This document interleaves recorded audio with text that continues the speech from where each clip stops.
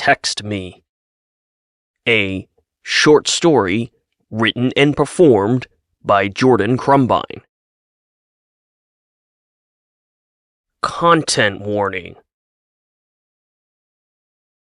The following story contains graphic sequences of self-mutilation, gore, and body horror. Listeners who may be sensitive to these elements should proceed with caution. Part 1. The Loneliest Number. Jerry took a long drag on the cigarette, letting his mind wander in search of random, creative connections. White wisps leaked from the corner of his lips. Inhale. Hold. Sure, it helped him think, but more importantly, it made Jerry feel cool. He tapped a finger thoughtfully on his writing desk. It was an antique hunk of solid wood that weighed just shy of a metric ton and featured a roll-up cover. Jerry had rescued the desk from the community dumpster a day before it would have been carted off to a landfill. Now, it sat as the sole piece of furniture, barring the chair he was sitting on, of course, in the second room of his small apartment. The antique desk with the roll-up cover was the perfect complement to the massive typewriter sitting front and center. This was Jerry's writing room. Minimal. Distraction-free. The perfect aesthetic to cultivate the most creative of writing. Except the massive typewriter had more in common with the cigarette pinched between Jerry's fingers than the antique desk. Upon closer examination, the typewriter was a modern-day gadget. Sleek plastic, rounded keycaps, reappropriated carriage returns, retro detailing arranged as a shrine to an uninspired, flat, electronic ink display. As for the cigarette, it was also electronic. The smoke was vapor, and the flavor was pineapple twist, hold the nicotine. Jerry released the cloud of vapor from his mouth. When he first got the 5-pack of disposable fruit-flavored cigs, he had tried to inhale properly, sucking the vapor all the way into his lungs. He didn't see the point of it, and it wasn't like there was any nicotine for his lungs to absorb. The e-cig helped him think, and it paired nicely with the tumbler of straight rum, coconut-flavored, that sat next to the e-ink typewriter. Jerry hunched forward to reread the last line of text he had written, but was immediately distracted by the ping of a notification on his phone. His eyes darted to that final, ironic contradiction in his carefully crafted, deliberately distraction-free writing room. Dopamine flooded Jerry's brain. Twitter was lighting up. E-cig dangling between his lips, Jerry scooped up his phone and leaned back in his chair. He dove into his Twitter notifications. The dopamine high evaporated as quickly as it had arrived. He had shared his latest short story almost an hour ago. It was a pandemic-inspired 10,000-word tome about zombies at Disney World. It's a small world, after all, when the Pirates of the Caribbean try to eat you and you're sniping at the undead from the top of Cinderella Castle, splattering brains and gore into a not-so-hidden Mickey for the least magical Disney selfie in the history of ever. And Jerry had every expectation that it would set the internet on fire. At the very least, he mused, he'd piss off the #DizTwitter Disney freaks. Drama, in lieu of accolades, would have been just as satisfying. Instead, the notifications were from a #writing community follow train someone had tagged him in. He scrolled the notifications, hoping that there was something, anything, about his story. But new notifications kept popping up as people continued liking, retweeting, and tagging more people in the follow train. Jerry cursed and stabbed at his phone until the offending tweet was muted. He tossed the device back on the desk, where it clattered loudly. He fumed and ground his teeth. To say Jerry was quick to anger would have been an understatement. A simmering rage was one of the single through lines in Jerry's life. It kept him from maintaining a relationship with his parents, never mind their unreasonable demand for rent. They couldn't even be bothered to read Jerry's fiction. It cut his higher education short. Why sit in an infuriating class about statistics when he could spend that same time writing? It nearly got him fired from his last job as an assistant manager at a self-storage facility. Look, the economy isn't great, so let's just call it a layoff. And not so long ago, when he was particularly enraged with how the entire world seemed to be stacked against him, it almost cost him his life. It was either not enough pills or too much alcohol. At some point in the night, Jerry woke up, vomited, and then passed back out. Jerry had tried to kill himself in the solitude of his 2-bedroom apartment, where no one could interrupt his suicide attempt or even notice he was missing. And he still failed, which just made him more angry. Jerry took a swig from the tumbler, wincing not from the smooth coconut rum, but because that was what you're supposed to do when drinking liquor. And then he took a deep drag on the pineapple twist e-cig. The only real respite Jerry ever got from this back-breaking rage was when he was writing, which was ironic, because as soon as he finished writing and shared a story on Twitter, he quickly found something new to be angry about. Fucking Twitter. Discovering the writing community had been a peculiar double-edged sword. It had immediately sliced away at the oppressive loneliness that permeated Jerry's life.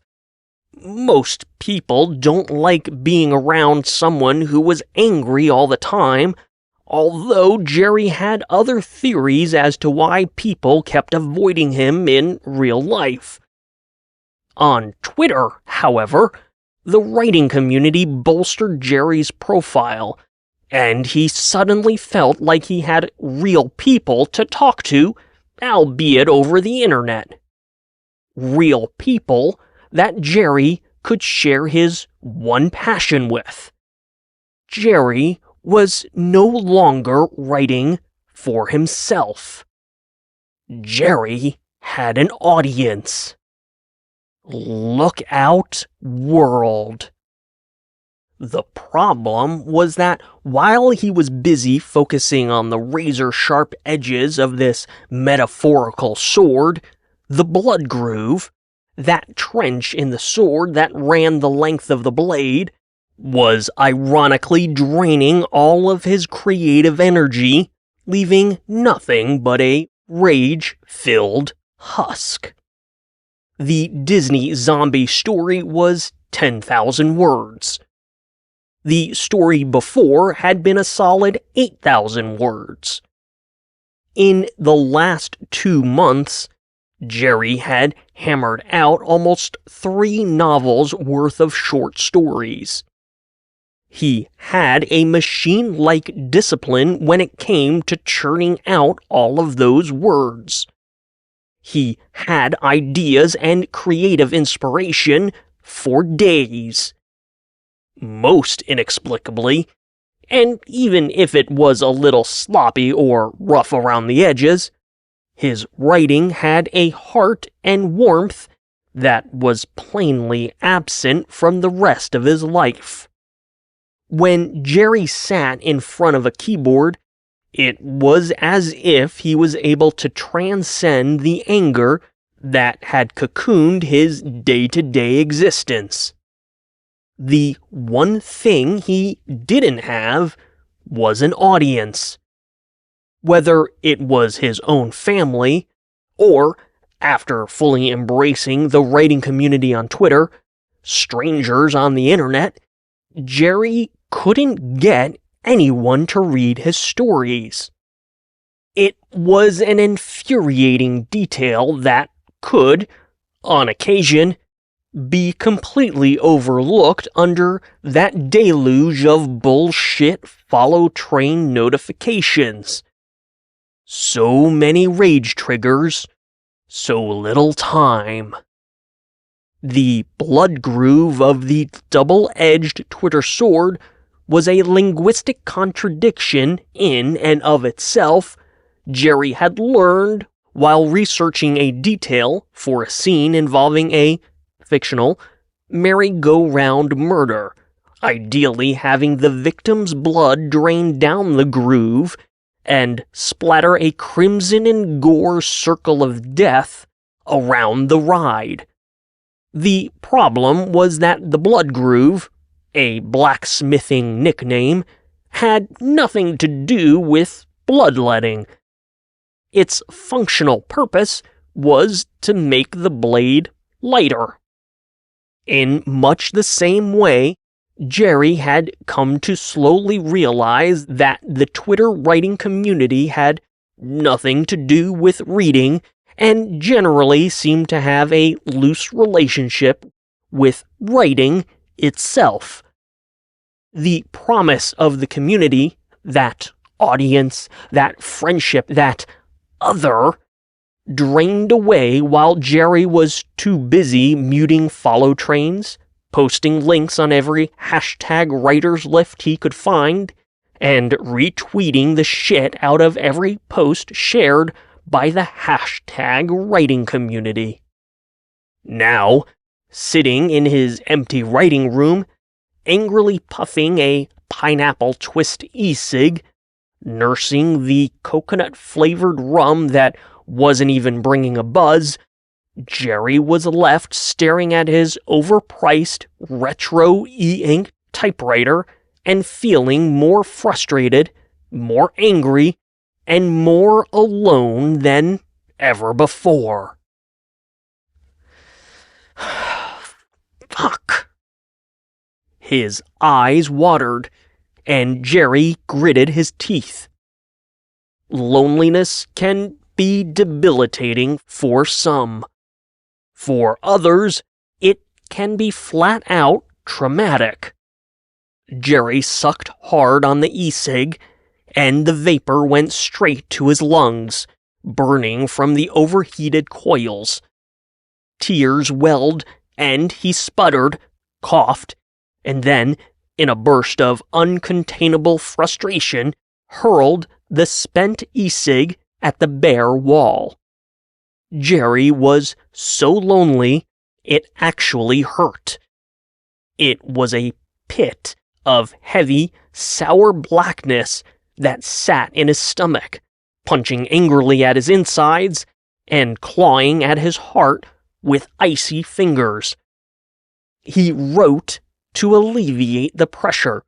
But with every character and every story and every fictional connection, it only threw a sharper contrast onto Jerry's own loneliness. The very thing he loved with fervent passion, writing and the process of crafting the perfect story, was a constant reminder of his most profound pain. Of course, Jerry wanted a girlfriend. It was almost a disservice to describe his desire for companionship in such simplistic terms. If it weren't for the writing, this desire would be all-consuming. Worse still, these idealized romantic fantasies, some of which fueled his writing to be sure, they borderlined an abject hopelessness, and Jerry knew it. Even before the pandemic had ruined casual social interactions, Jerry had a painfully difficult time finding so much as a tenuous footing in the world of Tinder, texting, and one-night fuck-it-and-forget-its. Women weren't interested in Jerry. Or maybe they weren't interested in his ever-present anger. Either way, the end result was the same: crushing loneliness. Still, there was writing. And then there was Twitter and all the hope that the #writing community inspired, even if only theoretical. And then, just as quickly, Jerry realized it was all a massive pile of meaningless bullshit. Jerry was alone. He always would be. Jerry's phone screen flashed, and a notification buzzed. He blinked, forcing his eyes to focus, and wiped the wet from his cheeks as he reached for the phone. It was a single Twitter notification, a direct message, thankfully, not another unforgiving tagged tweet storm of torment, and Jerry tapped to read it. He sniffled and swallowed hard, sitting up straight as he read the message. His brow furrowed. "Hey kiddo, I just finished reading your Disney story and it was really fucking great. You should have way more followers. Heart eyes emoji. Maybe I can help you with that. #text me, kissy face emoji." A second message contained a phone number. Curiosity gripped Jerry. He had never received a message like this before. He tapped through to the sender's Twitter profile. Her name was Belle Song 12, Belle with an E at the end of it. Her profile picture winked at him. A heart-shaped face, half-bit lip, and long hair in a bold shade of purple. Skin pale and flawless. Her open eye was big, blue, and piercing. Jerry felt a stirring in both his chest and his pants.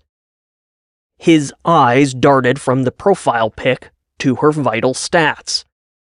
She had 2.2 million followers. She followed 36 accounts. Another notification pinged, and Jerry's phone vibrated in his hand. 37. Belle Song 12 had followed Jerry. He tapped back to the message. #text me, kissy face emoji. Jerry felt his heart stop. Part 2.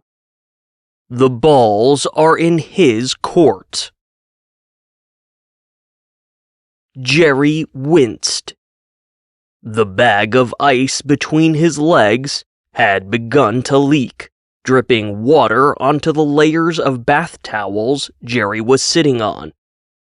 Spikes of frigid pain shot out from his groin where the bag of ice was nestled.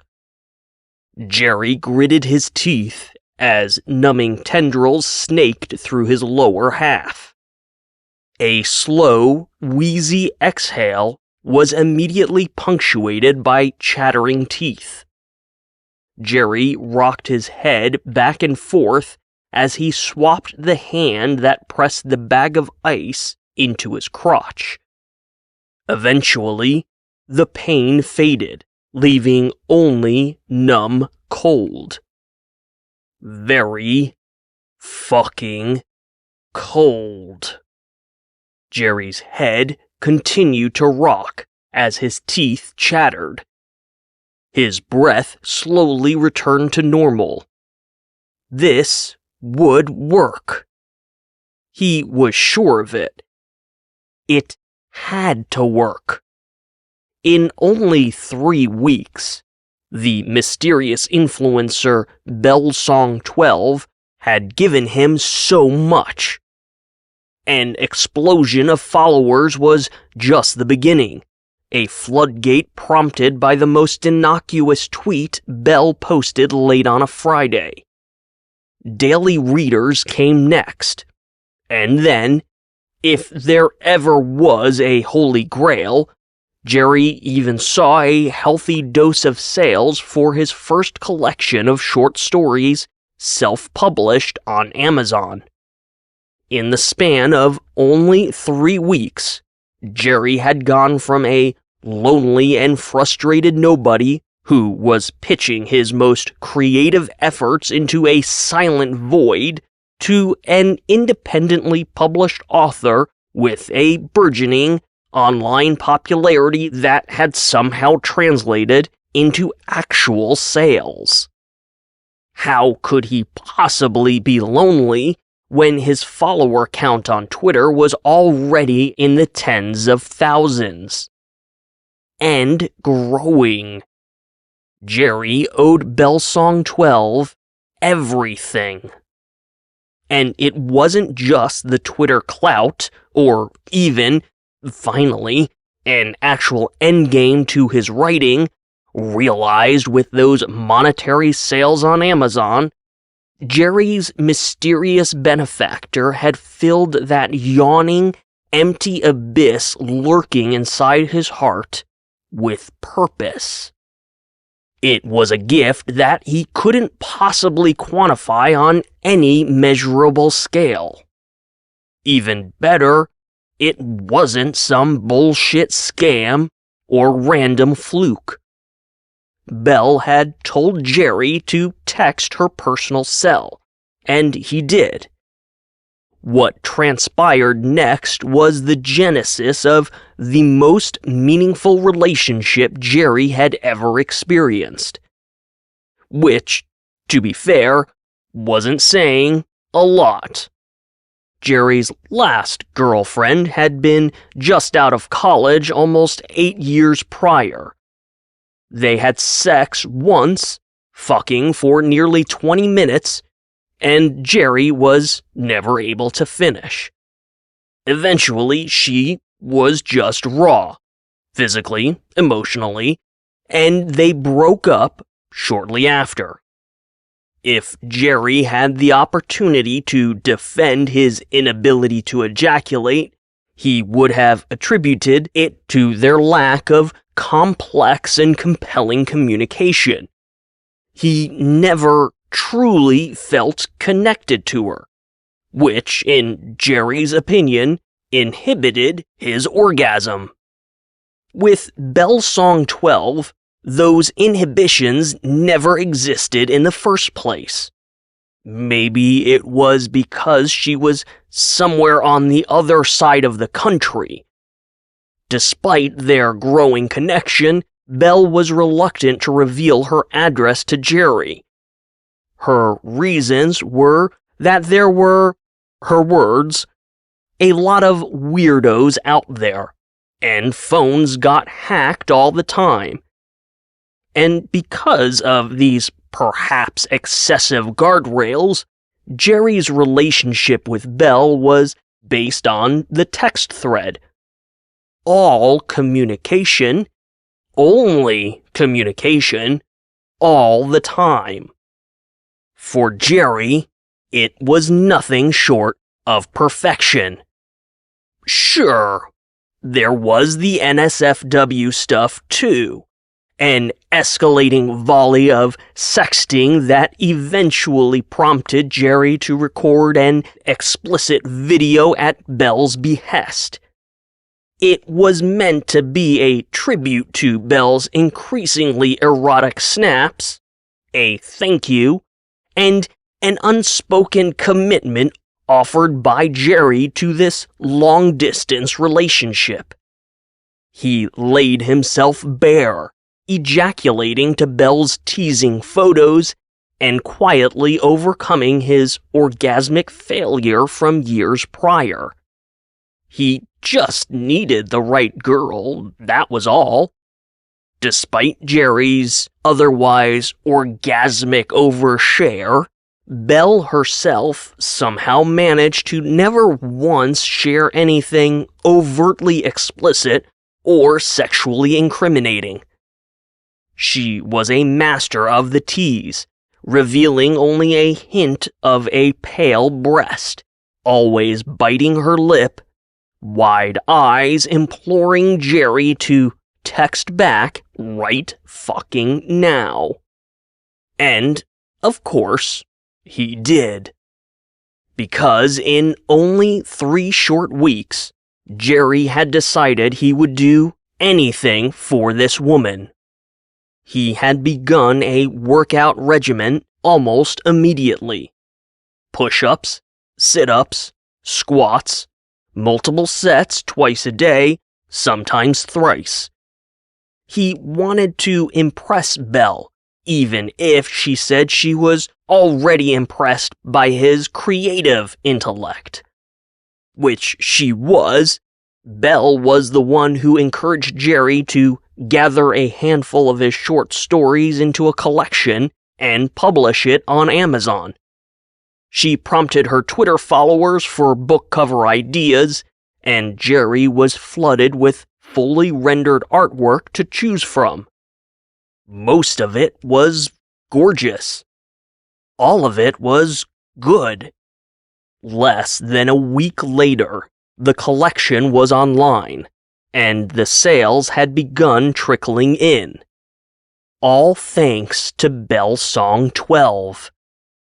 Jerry knew he loved her. What he didn't realize was that this was the kind of love that would twist his insides up in painful knots. The longing he felt for his slight-framed, purple-haired pixie he knew only by way of pixels on his phone kept him awake at night. And being the writer that he was, Jerry translated that aching pull into lovingly crafted, written communiques.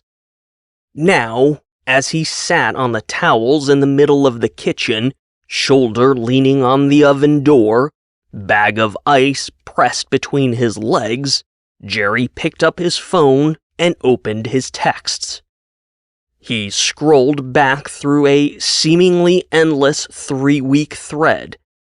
There was a recent selfie from Belle that had her making a heart with her hands while kneeling on her bed, wearing nothing but panties.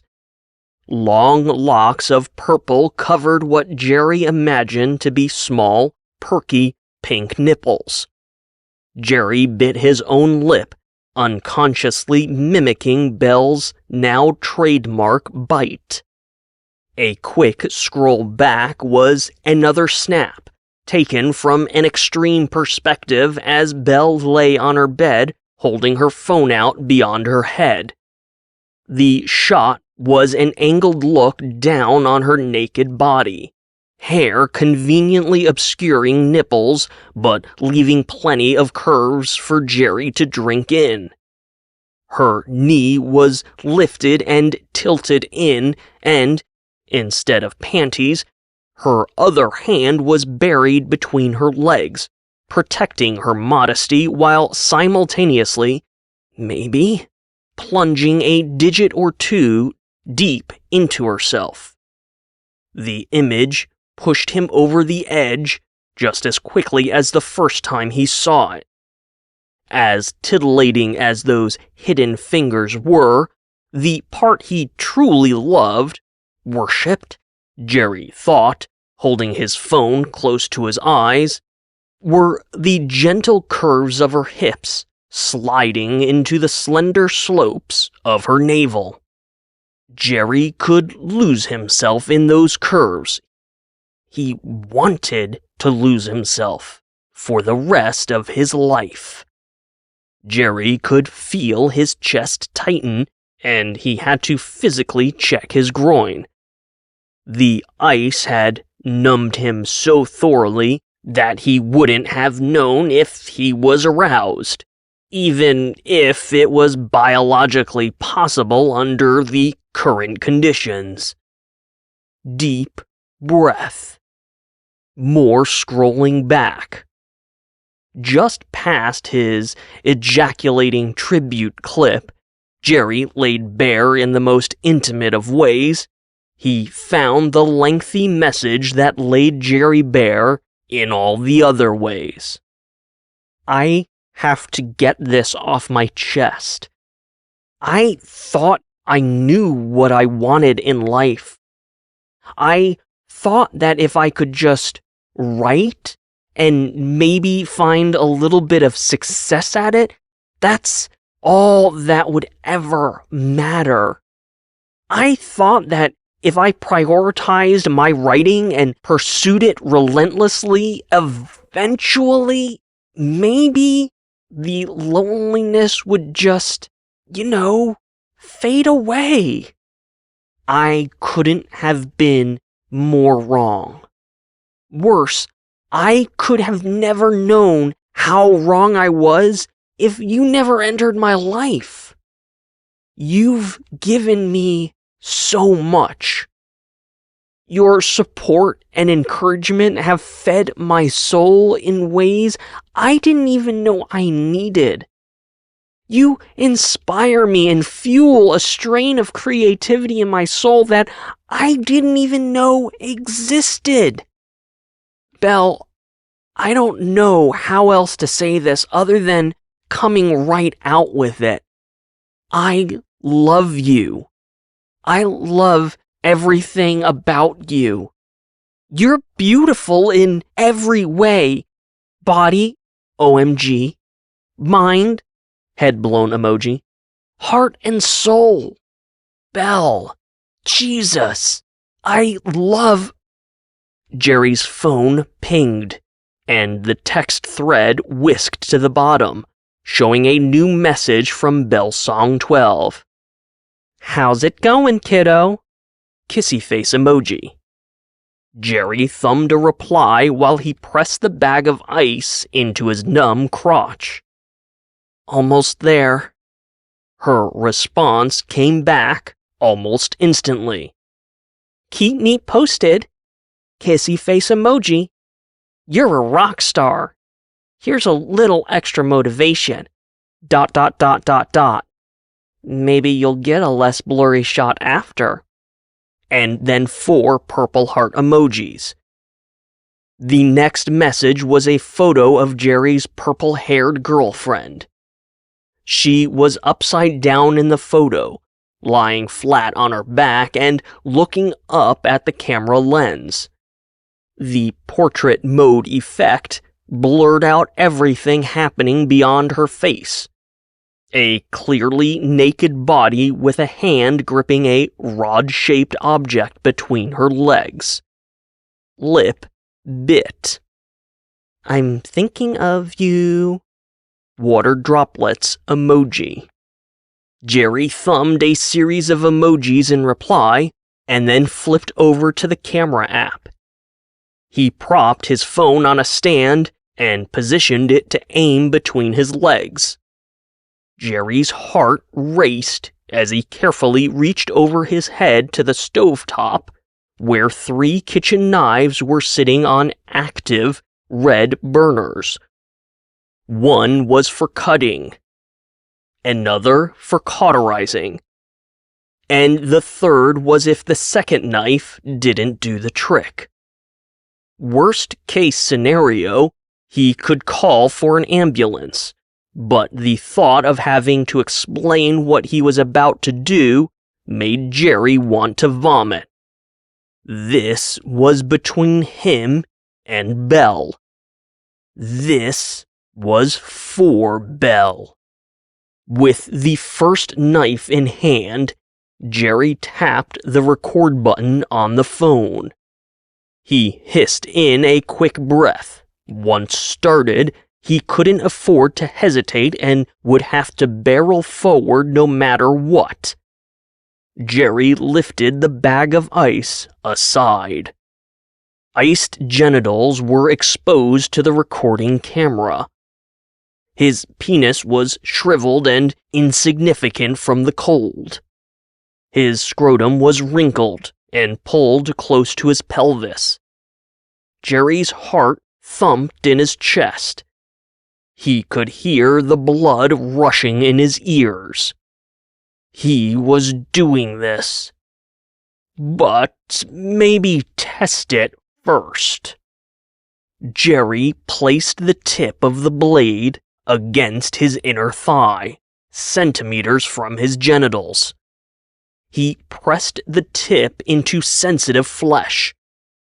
The skin pushed inward, but didn't yet give way to the knife blade. He could feel a very faint, almost distant pressure. His brain saw the danger and tried to warn of pain, but Jerry forced himself to acknowledge that he couldn't feel the sharpness of the blade. The ice trick was working. Jerry blinked in surprise as blood began oozing along the tip of the knife. He hadn't even felt it go in. He pulled the blade back, almost in shock, and watched as more blood trickled from the tiny wound. Still numb. No pain. Teeth chattered, partly from the cold and partly from the adrenaline. "What would you do?" One of Belle's text messages. "What would you do to be with me?" Heart eyes emoji. Purple heart emoji. Lovey face emoji. Purple heart emoji. Jerry hadn't hesitated with his response. "Anything. At all. You're my everything." Because she was. Her reply, demand, would have been absurd if it had been anyone other than Jerry on the receiving end of the message. But it wasn't someone else. And in the span of only 3 weeks, Belle Song 12 had given Jerry everything he never knew he needed. Jerry didn't just love her. His need for her vibrated through his body on a cellular level. What would Jerry be willing to do for her, after everything Belle had already done for him? Jerry gritted his chattering teeth and glanced at the recording phone. No time to waste. This was it. With his free hand, Jerry grabbed the bottom skin of his ice-numbed scrotum and pulled it tight. The blade sliced entirely too smoothly. It shouldn't have been that easy. Those things shouldn't be so fragile. Blood seemed to hesitate before blooming into the towels Jerry perched on. Fuck! Why did I have to use the white towels? A distant tug of pain pulled at his testicles. Something snagged, and a nerve sent a blast of electricity spiking through his body. It was an express lane of fiery pain from his testicle to his left eyeball. Fuck! Fuck! Fuck! Fuck! Fuck! Fuck! Fuck! He had heated the blade, thinking it would start cauterizing the incisions immediately. He forgot that the heat would also melt away the numb of the ice. The electric pain radiated from his crotch as he let go of the mostly severed scrotum and reached for the second knife. Blade heated by the stovetop, he took the knife handle and placed it between his teeth, biting down. One more slice. Maybe two. Jerry panted, summoning the courage to proceed. He forced himself to stop thinking. Just do it. For Belle. He screamed through the knife handle as he hacked through the spermatic cord connecting the final testicle to his body. Blackness swam around the edges of his vision. Jerry hurled the bloodied knife across the kitchen, where it clattered to the floor. His torso twisted in agony as Jerry rammed his fist into the cabinet door next to his head. He repeated the process, punching until wood splintered and blood dripped from his knuckles. The blackness receded. Almost there. The hard part was done. Theoretically. With the knife handle still clenched between his teeth, Jerry grabbed the third knife from the burner on the stovetop. No hesitation. Jerry pressed the flat side of the heated blade into his mutilated scrotum. Flesh sizzled. Jerry screamed.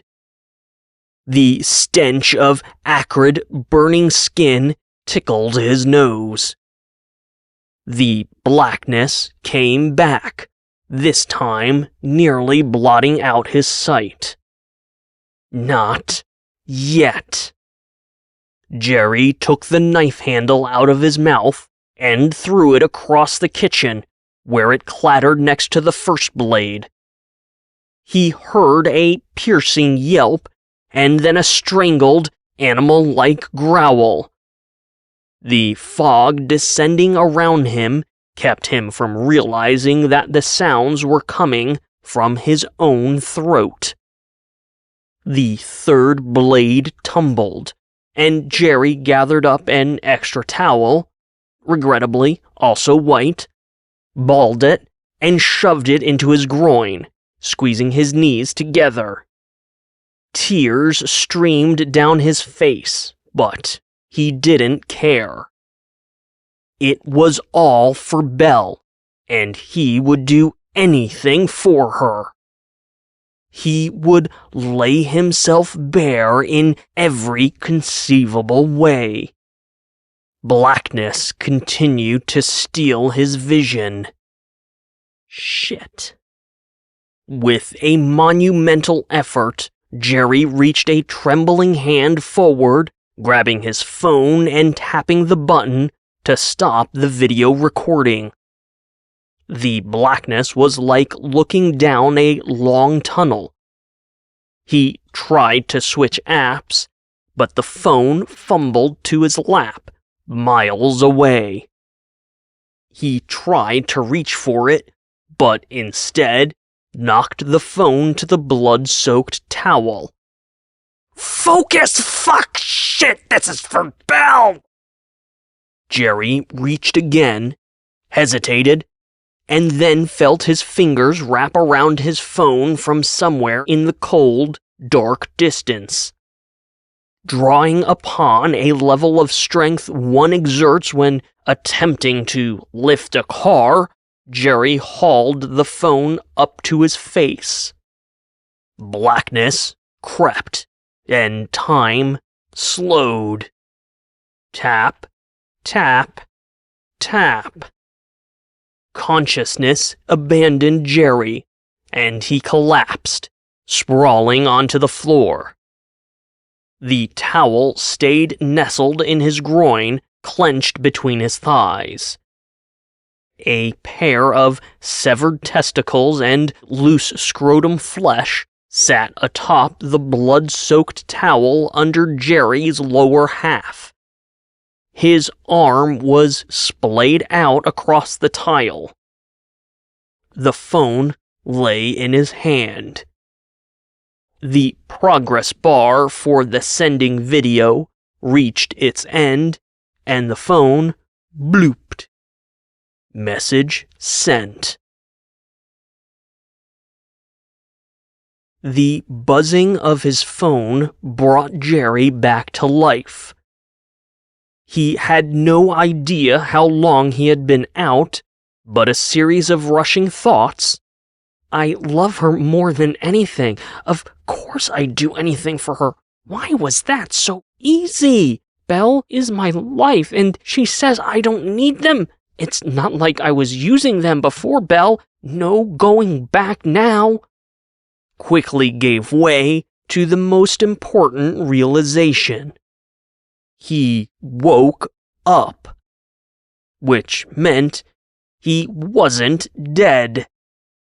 The surgery, broadly speaking, was a success. The phone buzzed again, and Jerry reached for it, forcing his groggy, blurry eyes to focus. There was a deluge of texts from Belle. It was the last one that was the most curious. Jerry blinked in confusion. Yes, he had lost blood, but it hadn't been that much. The wound was cauterized, and yes, technically, it was a severe trauma, but he didn't think it was so serious that his brain would be misinterpreting signals from his eyes. He blinked rapidly in an attempt to reset his vision. The text message. Knock knock. Kissy face emoji. What the fuck did that mean? A moment later, Jerry wondered if maybe he hadn't survived his self-castration. From the front door of his apartment, someone knocked. Part 3. The Girl Next Door. Despite the lengths gone to cauterize the wound, Jerry was still wondering if his perhaps ill-advised self-castration had resulted in him bleeding out and dying. Death, and his awakening to some kind of afterlife, somehow made more sense than reality.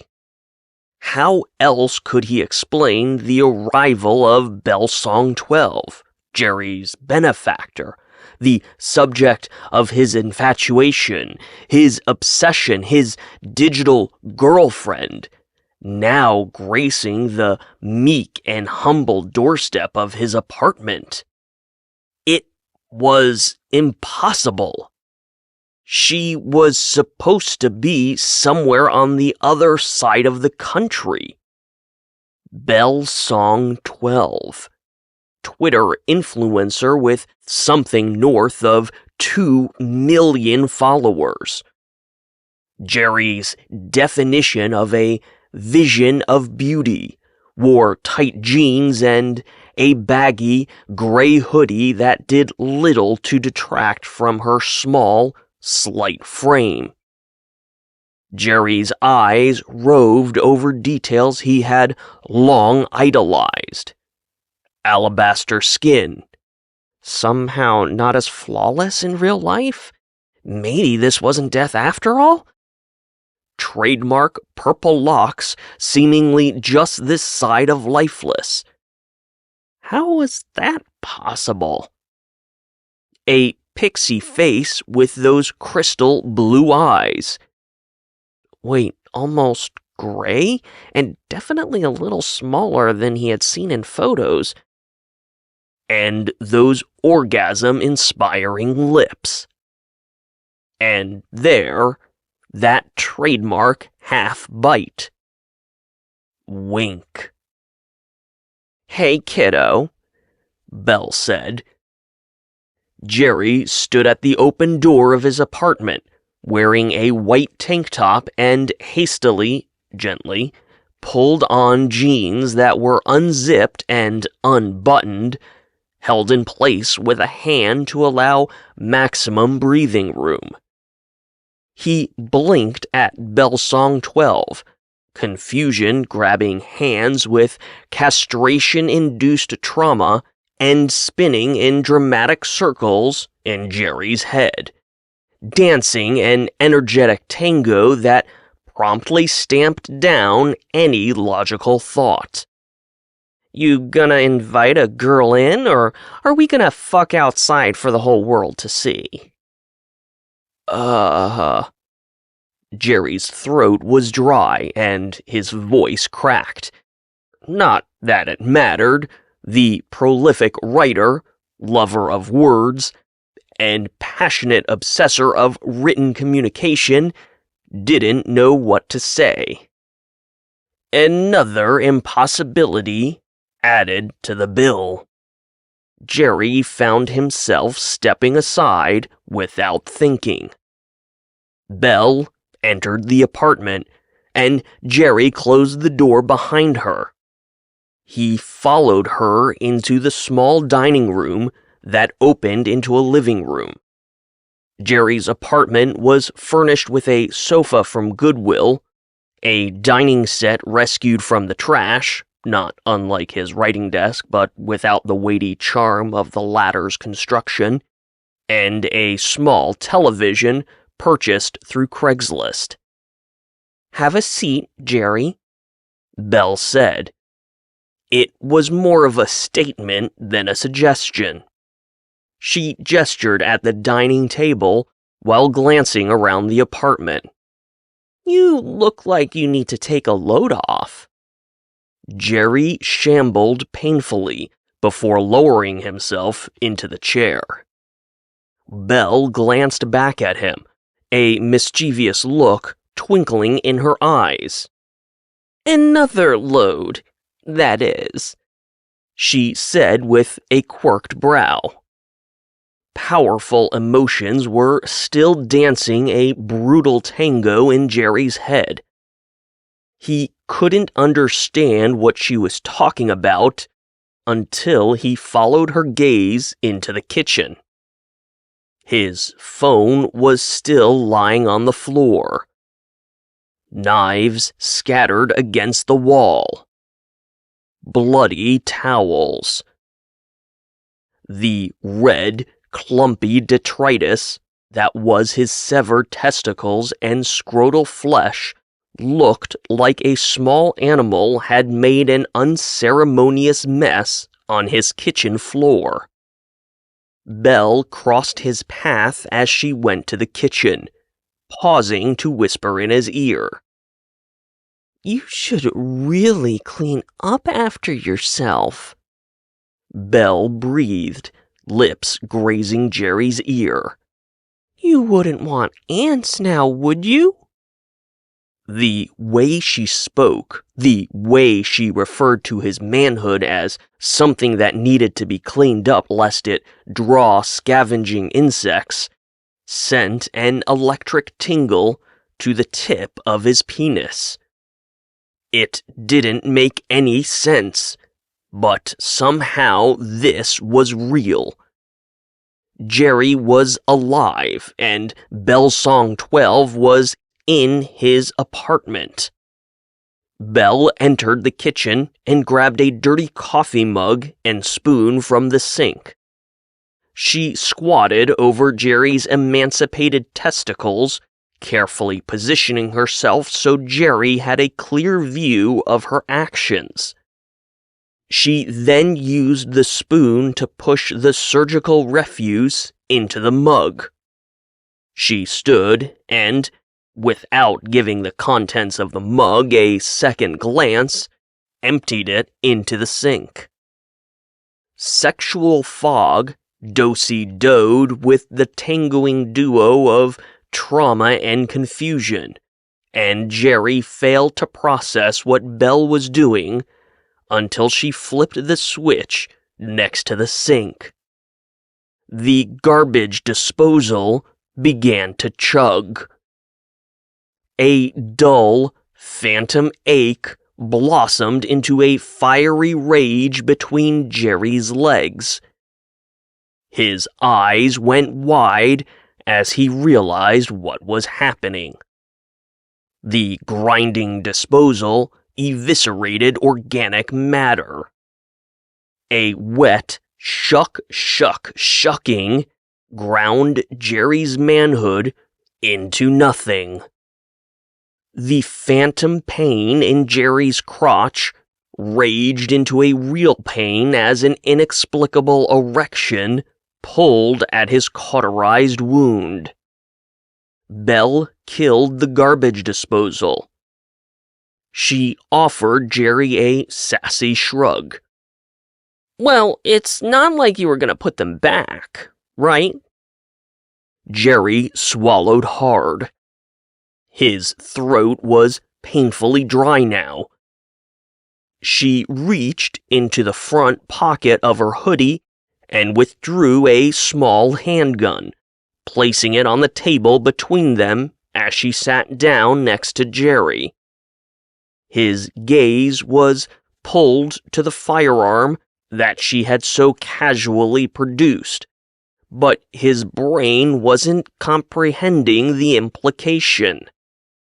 "You know," Belle said casually, "I was told that if I did my job right, up to this point, I wouldn't actually need this." With a slender finger, Belle traced the phallic lines of the compact automatic. Jerry licked his lips, realized Belle saw the reaction, and glanced away. "Jerry," Belle said, rewarding him with a warm smile. Jerry found himself automatically mirroring her expression and smiling in return. Something was tickling at the back of his foggy brain, though. Something about how, if he looked at her smile for too long, it wouldn't be warm at all. Belle folded her hands in her lap, leaving the firearm conspicuously between them. It was well within either's grasp, and they both knew it. "What we have here," she said, "if you'll forgive the cliché, is your typical good news, bad news situation." Belle Song 12 leaned forward and gently tapped Jerry against the tip of his nose. "First of all, you should be proud of yourself, Jerry," she said, "because you were exceptional. Really, I mean, you're writing that creative." Belle leaned back in her chair and raised her hands, demonstrating how impressed she was. "Wow! You had all the right stuff. That hunger for fame, that want. Better still, that compliance." A grin split Belle's face, and despite all the hours spent learning her every line and feature, Jerry saw something he had never seen before. She was manic. "I mean, look at you!" Belle exclaimed. "I told you to sit and bam! You haven't moved a muscle! Never mind the whole castration thing, but you did say you'd do anything for me. And the point is, you did it, dude!"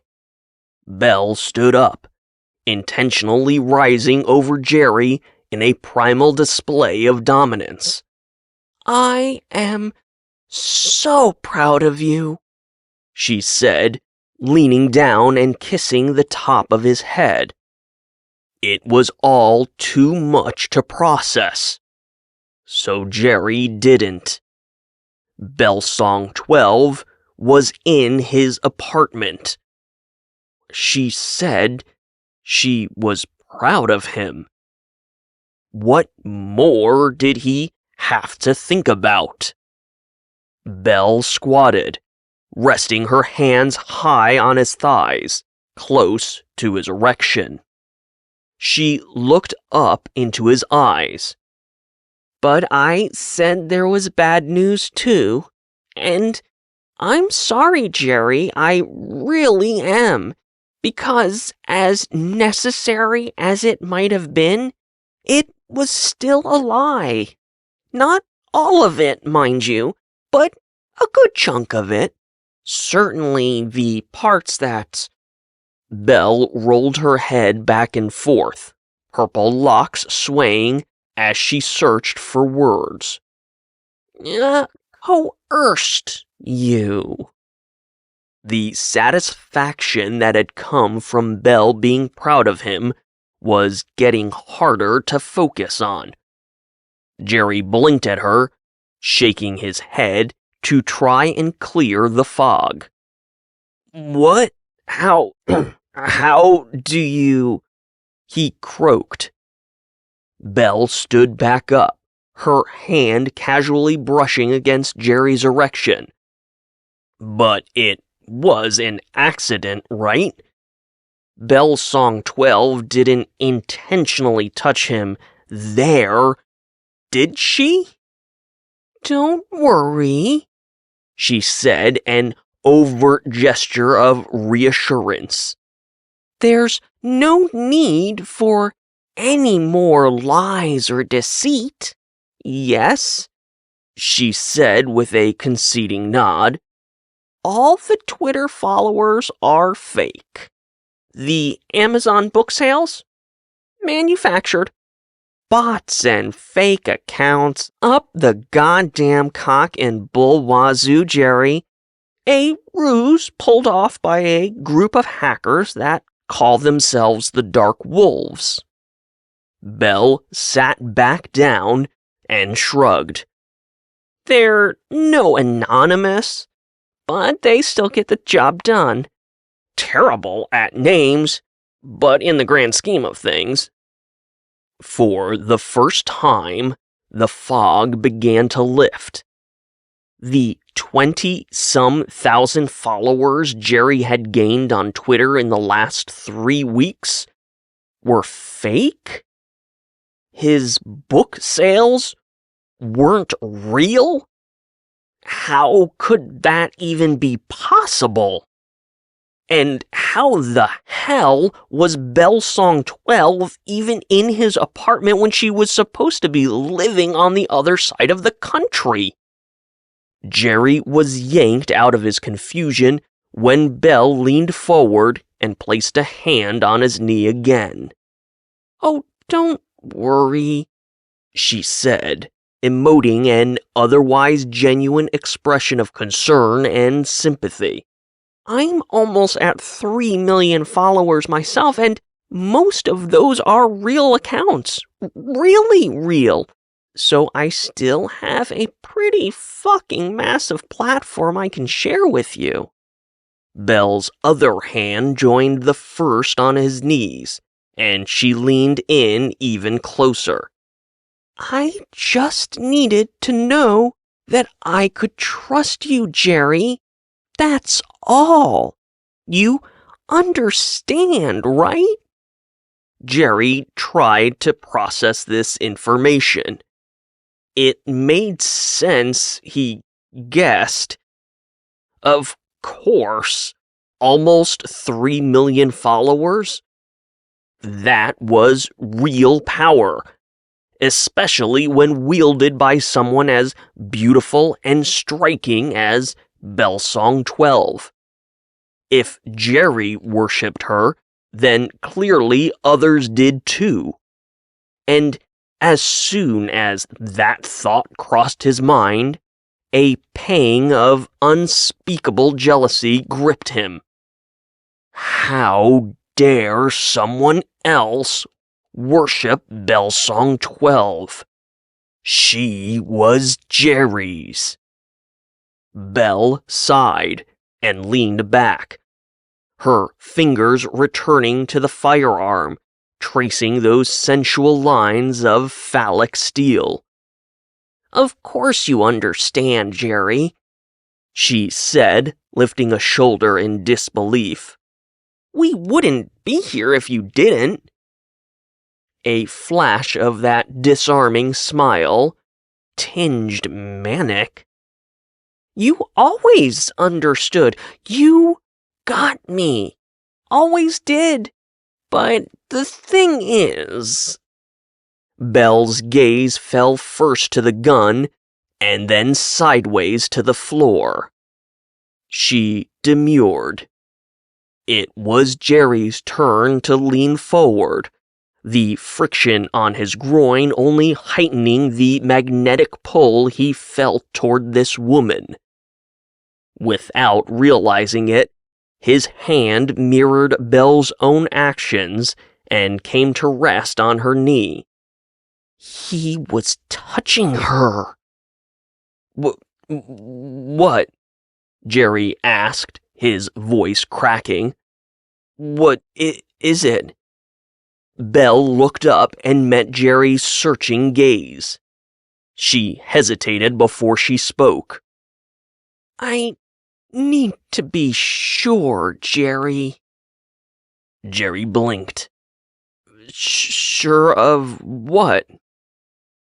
Sure, Jerry, Belle said, her voice slow and soft. That you're the one, the right one. Jerry's voice hitched again. Of course, I am. How could she even ask? He had cut his fucking testicles off for her. She placed her own hand on Jerry's. The skin-to-skin contact made something leak from the tip of Jerry's erection. I just need one more commitment, Jerry. One, Jerry. One more display of loyalty. Belle, I need to know that you are completely mine, Jerry, Belle said. And then, after that, it can be all yours. The followers, the fame, the book sales, Jerry. He didn't know what to say. Jerry lifted his shoulders helplessly. What can I do?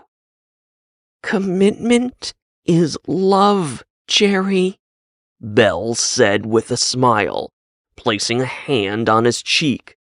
Do you love me, Jerry? With every cell in my body, Jerry replied without hesitation. From here to the end of the universe. Belle took his hands in hers and studied them, hesitating. I can't ask you. Anything, Belle, he interrupted. She shook her head. No, Jerry, I can't, she said. I can't ask you to do something to these hands, these fingers, the source of all your creativity, your beauty. Belle looked Jerry in the eyes. We can't lose that. We need your writing. Jerry couldn't begin to follow what she was saying, but if Belle needed something... A light went off, and Belle perked up. Jerry, oh, Jerry, I know. Take the gun. He looked at the small firearm sitting on the table. What do you... If you're committed to me, if you love me, Jerry, take the gun, Belle instructed. Jerry looked down again and realized the gun was already in his hands. It was heavier than he thought it would be. Why had he picked it up? Put it against your knee, Belle said. Your left knee. Jerry complied, thumb hooked against the trigger, not even the slightest thought to the contrary. Belle gave him a long, pleading look. Do you love me, Jerry? Jerry was lost in those gray-blue eyes. A distant pop, and the fog settled back over Jerry's brain. Smoke tickled his nose, and Jerry felt a faint pressure on his leg. If there had been a clock nearby, surely it would have stopped. Jerry's gaze slowly drifted down past Belle Song 12's out-of-character hoodie, past his hand, still clasped in hers. He could die right now if he could hold her perfect hand for the rest of his life, and down to his left knee.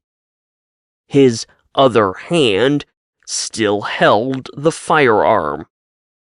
The gun smoked. His kneecap shattered. Chunks of bone and blood sprayed across the tile below. Blackness pricked at the edges of Jerry's vision. A hand touched his face. Proud of you, Belle said from miles away. Almost there.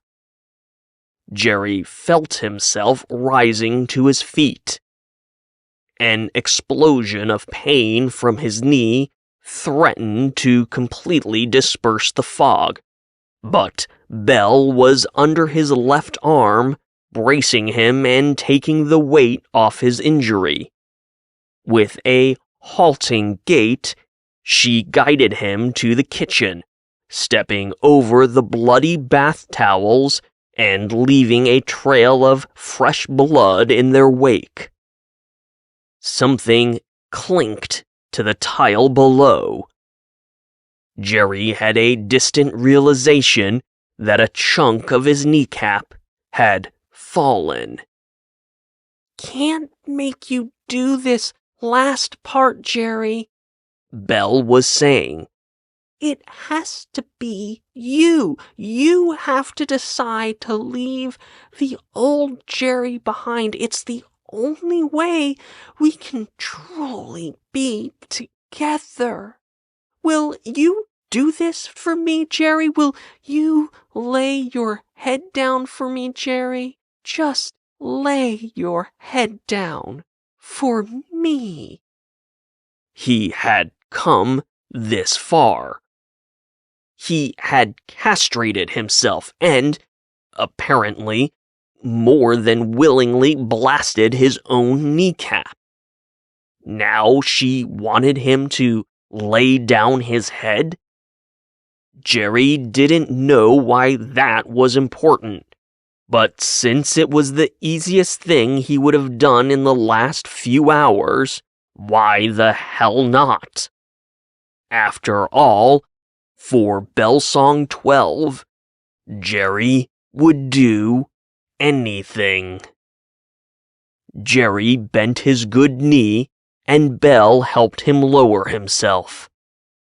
He turned his head to face her. Her gray-blue eyes glistened back at him. "That's it, Jerry," she said gently. "All the way down." Heat radiated against the right side of Jerry's face, but he hardly felt it. Belle offered an encouraging smile. Once more, Jerry found himself mirroring her expression. Jerry smiled as the side of his face came to rest on the coils of the stove burner, still active and glowing red from his knife cauterization hack. In an instant, flesh began to sizzle. White, hot pain shredded across Jerry's face, and the vision in his right eye exploded in fireworks. Hair burned, and he could hear something popping. But he didn't move. He didn't lift his head. Jerry's gaze stayed transfixed on Bell Song 12. Her warm, manic, encouraging smile, encouraging nod. He could just barely make out her words before consciousness slipped away from him. "So proud of you." Skin felt like it was melting, and Jerry's body had gone into shock. As blackness once again descended, something lurking in the back of his mind glinted against the growing numb. It was something Belle had said. Something important. Something that, if it had been heard by someone with a clear head, it would have, should have, changed everything. Something that... Jerry passed out. Part 4. The New Jerry. He's running. Feet pounded against a metallic surface. Each step produces a sharp, clanging report that makes his ears ring. Jerry gasps for air, aching muscles straining as he pushes forward, fueled by a long simmering anger that has finally boiled over. It spills an inky blackness in every direction Jerry turns his gaze. An all-encompassing demonic shadow that blots out reason, logic, light. Jerry tries to suck in another breath, but there's no oxygen to feed his tired lungs. Eyes bulge. More gasps. Jerry's rage is beset with a desperate panic that only inspires more anger. It's a vicious, all-consuming circle. And still, he runs. He has to. He has no other choice. He can't stop. He can't breathe. He can't see through the inky blackness of his rage. Clang, clang, clang. The echoing footfalls are piercing, each hit ripping through his eardrum and stabbing his brain like an ice pick that alternated which ear to attack. The cacophony of clangs is quickly drowned out by a roaring white noise. Like a deluge in a storm, his clanging feet reduced to a muted underscore. Jerry hazards a glance behind, and he sees the source of the roar. An angry, rushing river of crimson swept down a deep, rounded channel in the metallic surface Jerry ran across. The dark, thick liquid exploded along the edges of the channel, sending glistening plumes into the air, a rose-tinted mist spreading like a viral plague. With a thunderous roar, the rushing river of red coursed past Jerry, splattering his face with a spray of crimson droplets. His fingers touch the wetness on his cheek, and he sees it for what it is. Blood. Jerry races alongside the channel of gushing blood, and only notices the ground shifting below his aching feet when it's too late to react. The world tilts around Jerry, and he tumbles into the flowing channel of blood. The roar is deafening. He surfaces and gasps, but there's still no air to breathe. Jerry reaches for the edge of the channel, but there's nothing to grab a hold of, no purchase to find on the smooth, metallic walls. He glances backward. A black abyss. He looks forward. A black abyss. You gotta be fucking kidding me! No, I've looked everywhere. He has some emo shit typewriter gadget and his phone, but no computer. No, we're gonna have to set him up with something. Consciousness bubbled and fizzed as if Jerry was a can of soda and someone had just popped the top. He pried his eyes open and tried to focus his vision. The left eye came in clear, but the right one remained cloudy.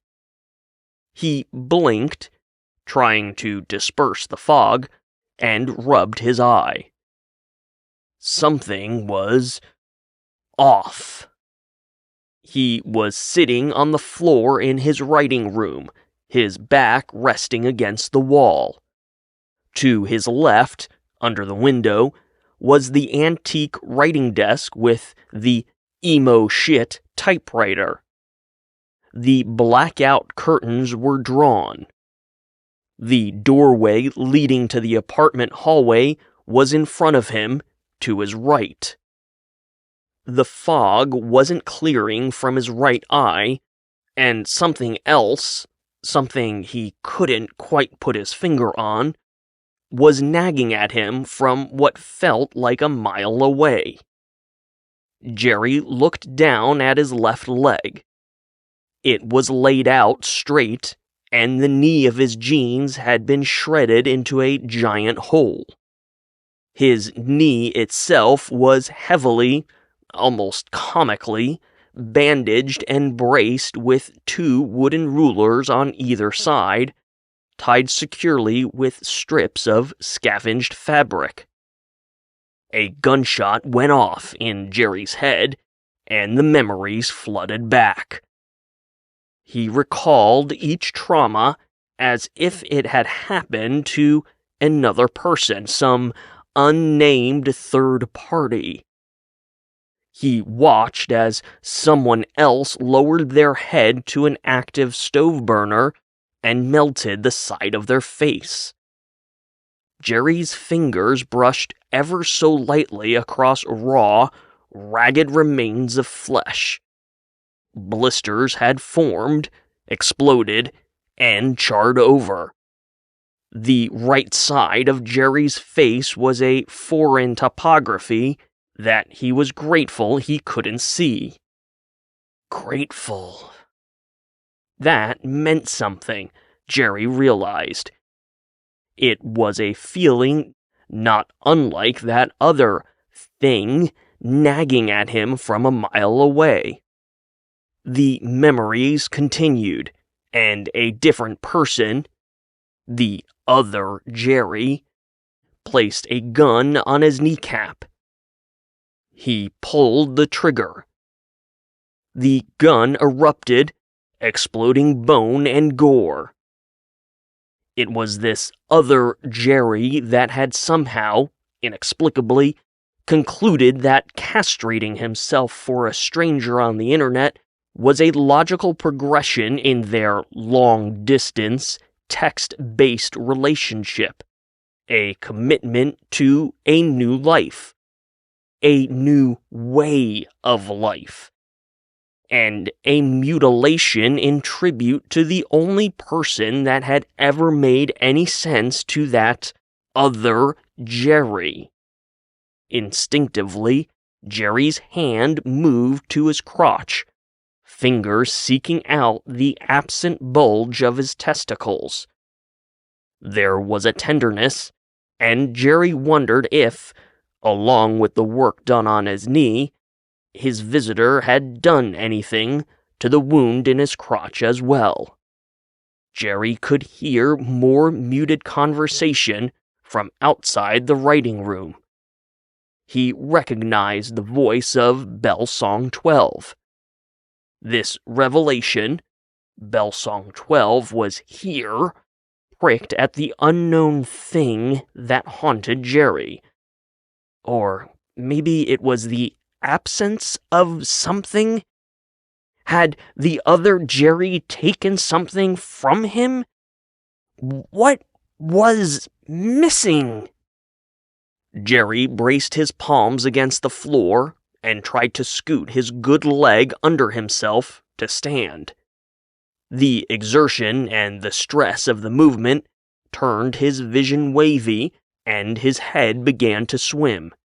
His hand slid out and hit a wooden serving tray beside him, knocking over a glass bottle of liquid medicine. A hypodermic needle and bandages went rolling across the carpet. Deep breath.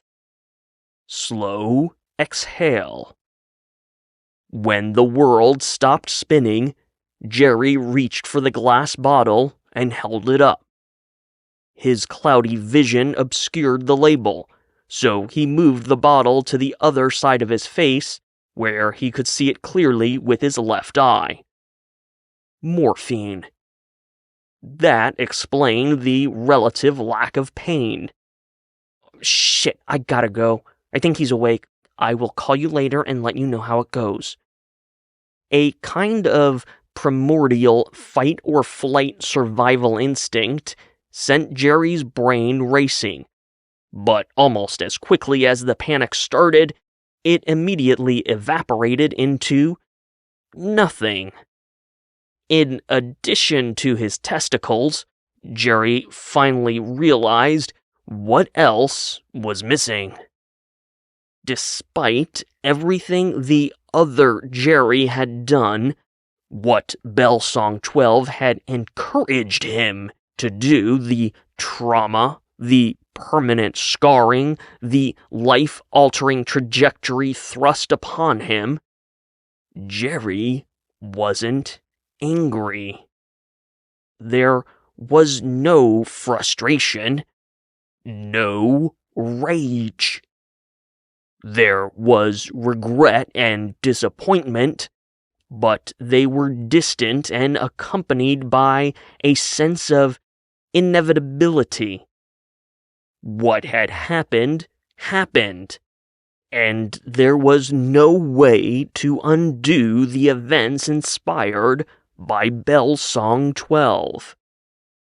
Jerry, the other Jerry, that is, had been angry for so long that now, in the absence of the emotion, This new Jerry wasn't sure what, much less how, to feel.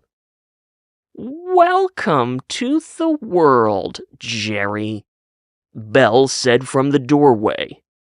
The pert mouth that had inspired so much loyalty in him was quirked in a half-smile. And while Jerry acknowledged the fact of the sexual appeal that he had once found so tantalizing, he was also forced to acknowledge that now, for the new Jerry, there was no physical attraction. No desire blossomed, no craven need inspired. Belle casually stepped into the room and crouched next to him. "Or maybe, welcome back to the world, hotshot," she said, playfully tapping the tip of Jerry's nose with her finger. The void that Jerry's anger had left was slowly filling with clarity. He was starting to remember something he was sure was important, something that occurred to him right before passing out at the stove. Jerry worked his jaw, trying to coax his voice out of a dry throat. Belle's hand dropped to his shoulder, no doubt feigning comfort. "Sorry, dude," she said, "but the instructions weren't clear.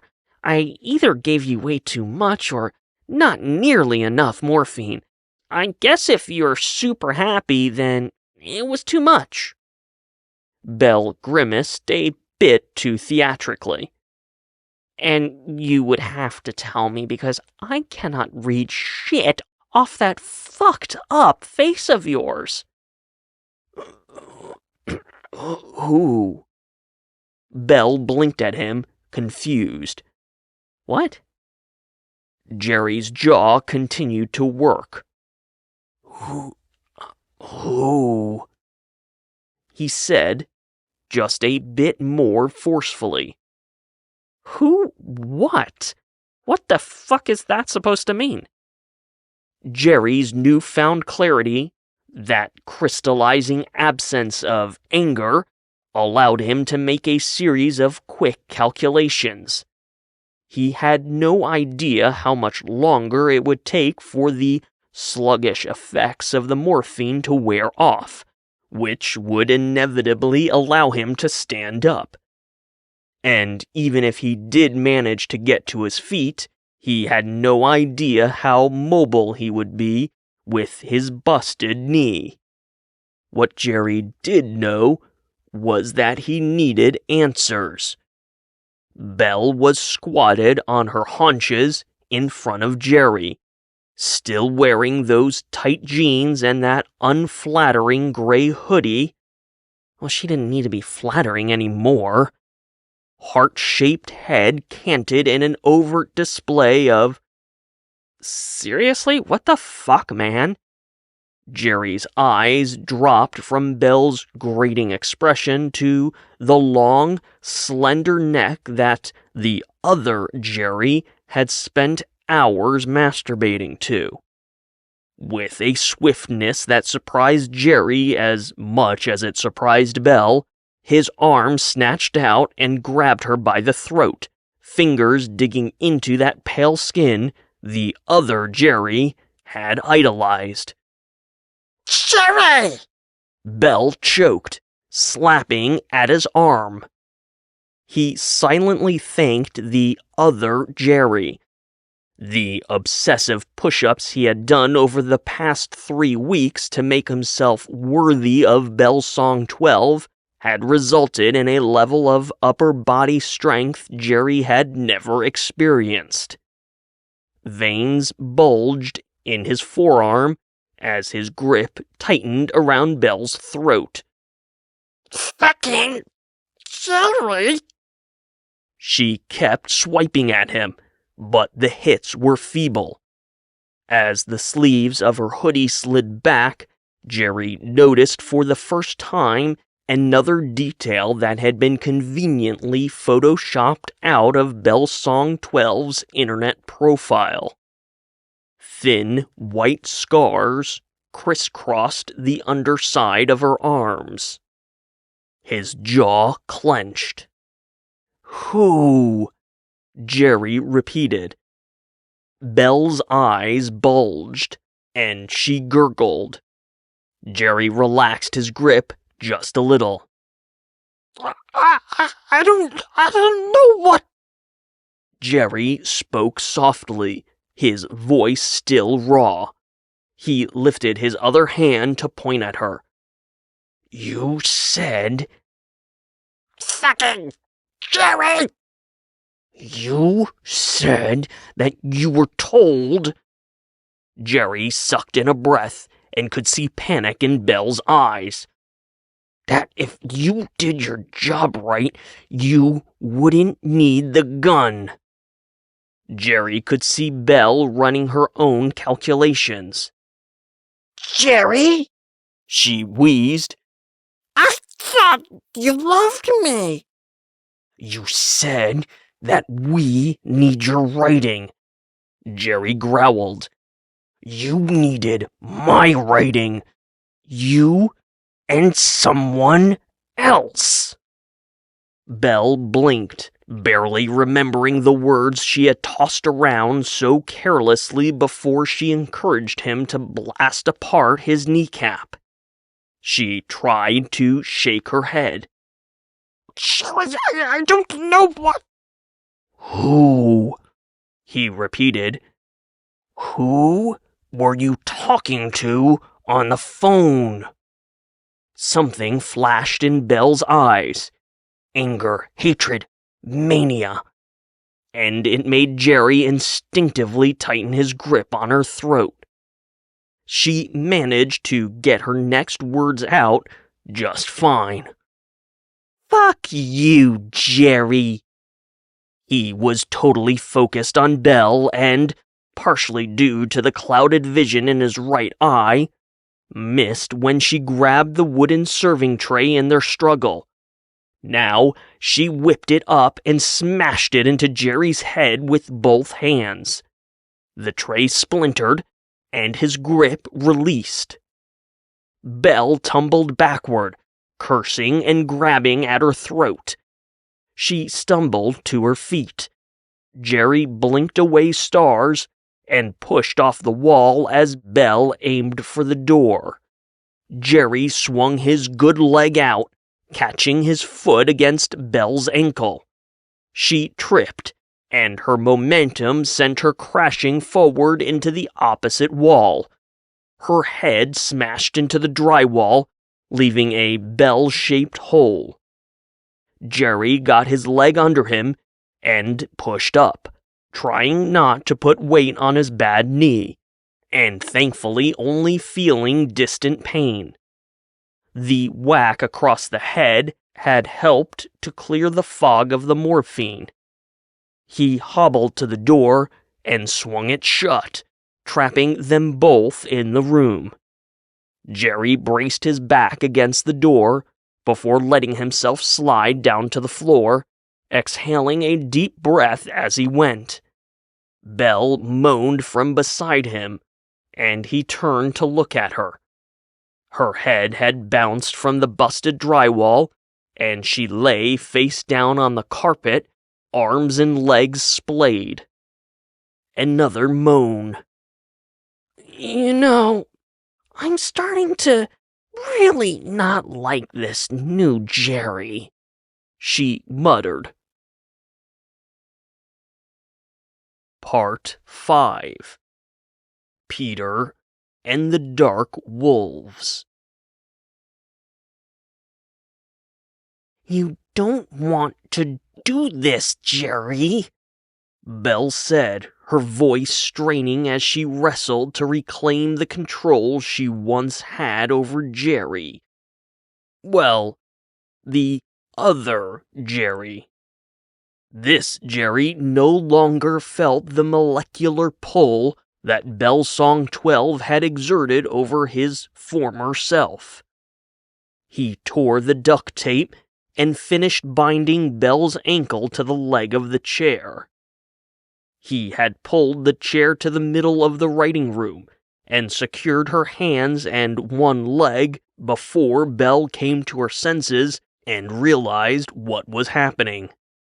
With a free foot, she had landed a blow to Jerry's injured knee. He had tumbled sideways into the wall before instinctively pushing off and smashing Bellsong 12's face with a brutal right hook. A tooth had bounced off the opposite wall. Fresh blood soaked through the layers of bandages wrapping Jerry's knee. Pain needled up his thigh, touched his cauterized groin, and sent a rush of energy spidering up his spine. While Belle was still hazy from the blow, he dropped to the ground and secured her last foot. "Jerry!" Belle implored. Not eager to face the pain involved with climbing back to his feet, Jerry scooted across the carpet, resting his back against the side wall. To his left was the bell-shaped hole in the drywall. To his right, the girl herself, duct-taped to a plain wooden chair. "I thought you loved me, Jerry," Belle said, the tip of her tongue probing the hole her tooth left behind. "Look at everything you did for me. Why would you betray me like this?" "You can quit with the psycho-manipulative bullshit, Belle," Jerry interrupted. "Belle. God damn it. That's not even your real name, is it?" he asked with a chuckle. "Does it matter? 3 million followers, Jerry, an actual audience, real book sales," Belle said, ticking off all that digital clout as if it mattered anymore. "Whatever this is, whatever you're trying to do here, our deal isn't off the table, not yet." Because of his foggy right eye, Jerry rolled his head all the way over so he could see her clearly with his left eye. He offered her nothing but a blank stare. "Jerry?" "You dropped my testicles into the garbage disposal." Belle raised her shoulder with indifference. "You're the one who cut them off in the first place." "You're insane." "It takes one to know one," she clapped back, not missing a beat. Lip bite. Wink. Jerry looked away and shook his head. If he was going to get anywhere with Belle, if he was going to figure out what would happen next, he needed her to stop manipulating him. "Jerry, I wasn't lying." "Which time? About being on the other side of the country when you were really on the other side of the building?" "About you being good," Belle said. "Your writing, it deserves to be seen. You deserve an audience. I can give you that if we work together." As he searched the empty writing room for some guidance on what to do next, Jerry's eyes fell on the bottle of liquid morphine. A hypodermic needle was caught up in a tangle of gauze and bandages. An idea surfaced in Jerry's brain. He leaned forward and stretched out across the floor, grabbing the items. "Jerry..." "You said we." "Yes, if we work together..." "Before, when you made me blow apart my knee," Jerry said, cutting her off. He sat back against the wall, unwrapping the needle from loose gauze. You said we needed your writing. Jerry, you and someone else, Belle, Jerry said. He held up the bottle of morphine and pressed the needle through the top. Who? Belle did a reasonably decent job keeping her face neutral. But when he looked up, he glimpsed a flash of panic in her eyes. You know, she said, trying to cover, you are a real work of... Belle, who is we? Her face went dark. Jerry, you are about to start down a path from which there is no return. Jerry would have laughed if he still had 2 functioning kneecaps, or testicles, or if half his face hadn't been melted off. With more effort than he had to give, Jerry pushed himself to his feet, favoring the bad knee. I think we both know that ship has already sunk, Jerry said as he moved in front of Belle. He held the hypodermic needle up, bracing himself with a hand on Belle's shoulder. Now, the instructions weren't very clear, not sure if it's too much or too little. Plus, there's that added danger of injecting an air bubble, right? Jerry leaned close to his tormentor. Again, he found himself silently marveling at this plain, uninspired human sitting before him. She knew how to Photoshop the perfect tease. But now there was nothing sexual about the flesh and bone sitting before him. Eyes were sunken and flushed with anger. Pale skin was gaunt and tired. Trademark purple hair was garish and stringy. She was some kind of master manipulator, and if nothing else, Jerry felt compelled to know why she had come after him. Jerry? Who is we? Fuck you! Jerry jammed the needle into Belle's neck. She yelped in surprise and twisted sharply. A hand snapped up and grabbed the hypodermic still stuck in her neck. When did she free her hand? Yanked the needle out, and screamed bloody murder. It all happened so fast that Jerry didn't have a chance to process the attack. Wielding the hypodermic in her fist, Belle stabbed the needle at the nearest vulnerable object. The needle plunged into Jerry's bad eye, and a scream caught in his throat as he started to stumble backward. Belle twisted her fist as he pulled away, causing the needle to carve and shred the ocular tissue. Fireworks exploded in Jerry's head. It was like a rabid wolverine was released, razor claws tearing at the inside of his skull. He collapsed backward, sprawled on the ground, pawing at his face. A low, inhuman moan escaped his lips. When the darkness came, Jerry did nothing to fight it, embracing the silent escape. Belle's fist fell to the side of the chair and relaxed. The hypodermic needle dropped to the carpet. A manic smile faded from her lips before her head lolled forward. The morphine had finally hit. Jerry's writing room fell silent. Jerry, you fucking cocksucker, Jerry, most contrary, wake the fuck up! Jerry moaned. Jerry! Jerry! Jerry!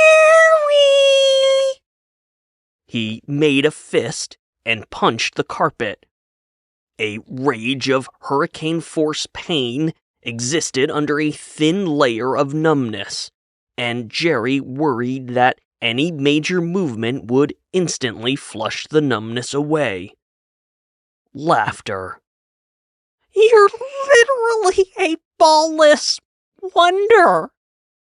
Belle was loopy from the morphine, which meant the haphazard dosage hadn't killed her.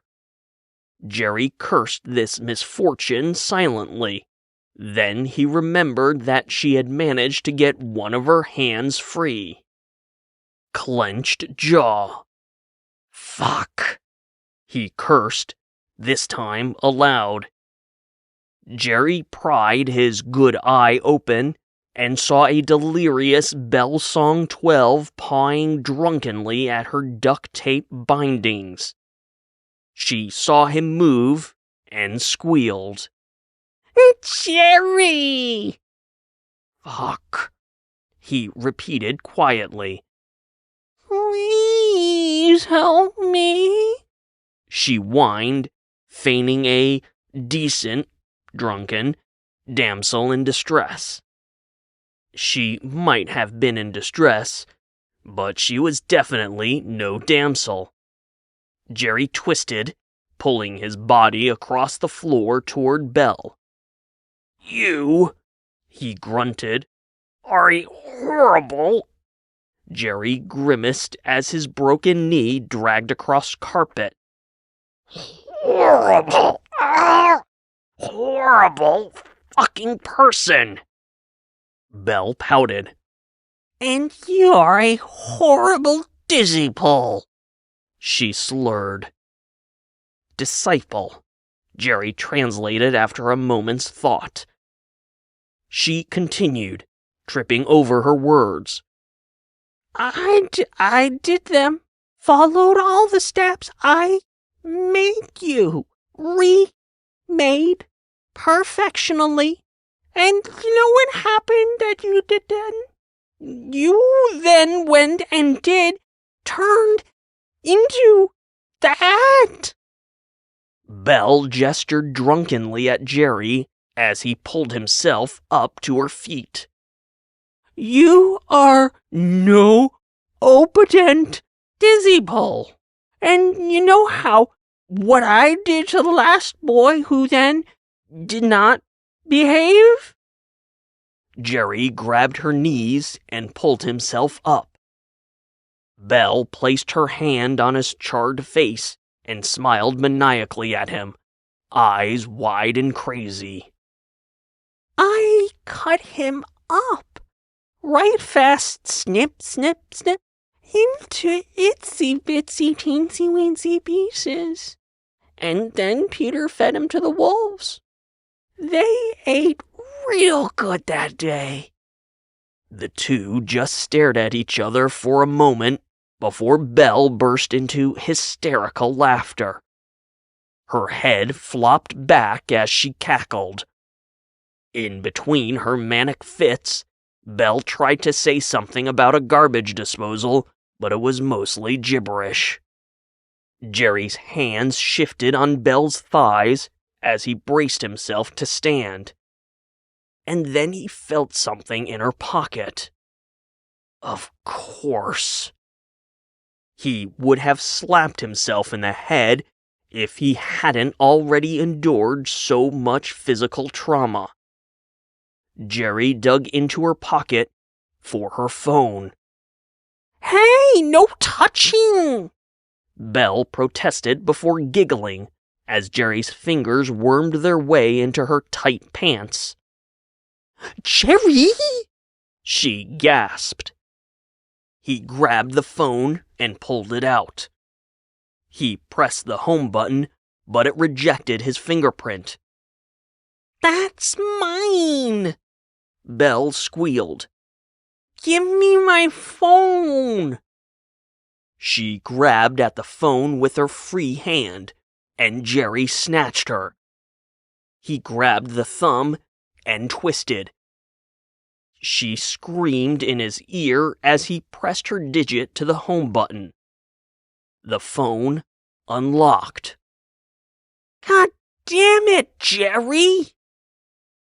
He quickly released her hand and pushed himself away from Belle, plopping hard on the ground.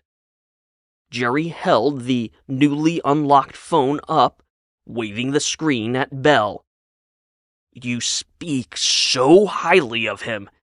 How about we find out just who exactly this Peter is? Belle glared at him. Don't you dare. Jerry opened the phone app and tapped on the contacts. She only had 2 in the phone. Jerry's with a photo from his Twitter profile, and the contact for a faceless Peter. Jerry glanced up. Belle, you have quite a robust social circle. Belle fumed. Jerry! He could see that adrenaline and anger were sharpening Belle's focus. Jerry tapped at her phone, quickly flipping between apps and searching for clues about the person who sent Belle to recruit Jerry as some kind of a twisted disciple. But there was almost nothing on the phone. 2 contacts and a single text message thread with Jerry. The Twitter app. He tapped the Photos app and scrolled through an endless stream of selfies and lewds, all enhanced to exacting Belle Song 12 perfection.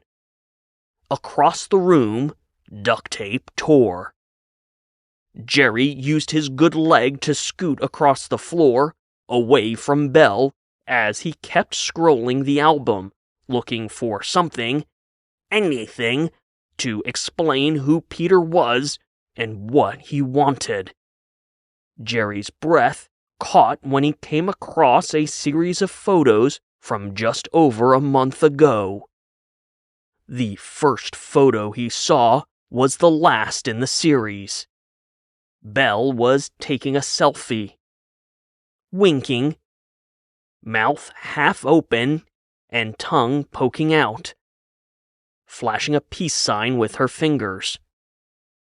Behind her, and framed at the perfect angle, a kitchen table was covered in blood and piled with dismembered body parts. A severed head rested on the top. Eyes gouged, and face lacerated. A tongue hung out. It had been split multiple times. Jerry didn't have to imagine what the person looked like before Belle had cut him into itsy-bitsy teensy-weensy pieces. He had been just another Jerry. Just another angry, lonely shut-in. Just another person desperate to be seen.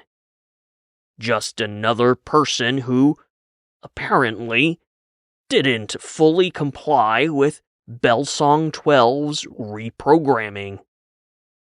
Jerry's eyes were drawn to the corner of the photo.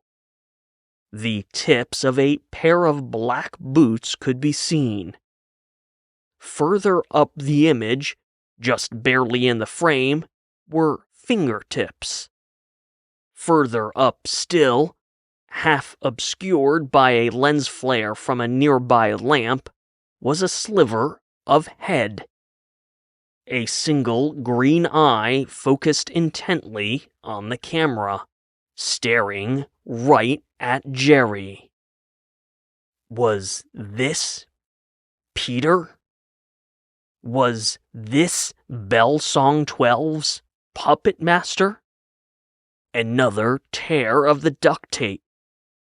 Jerry looked up just in time to see Belle swinging the typewriter, that heavy, retro, e-ink typewriter that cost Jerry a small fortune, hurling through the air right at Jerry's head.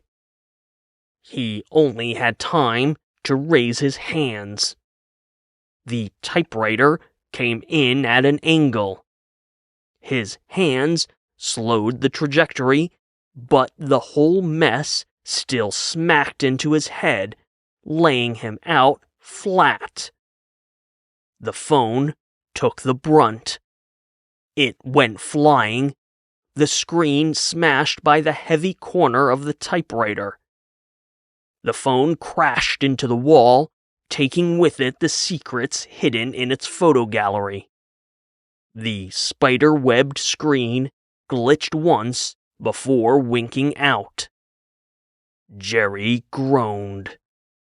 He tried to get an arm underneath himself when Belle crashed into him, knocking the air out of his lungs.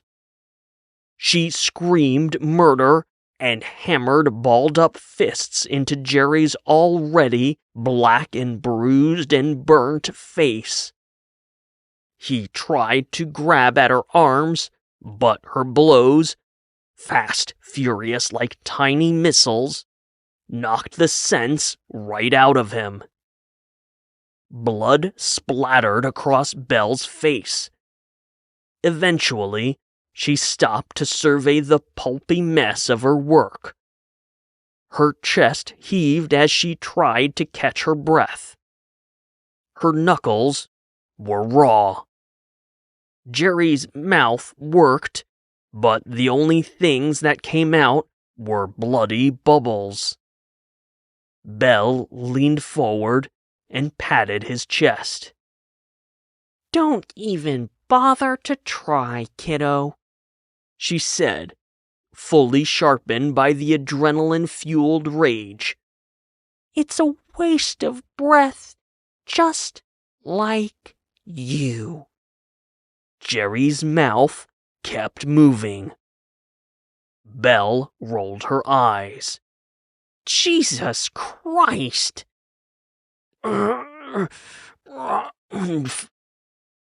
Belle made an exaggerated show of leaning in close to hear him.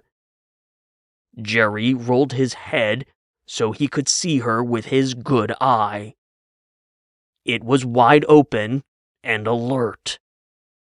Unfollowed.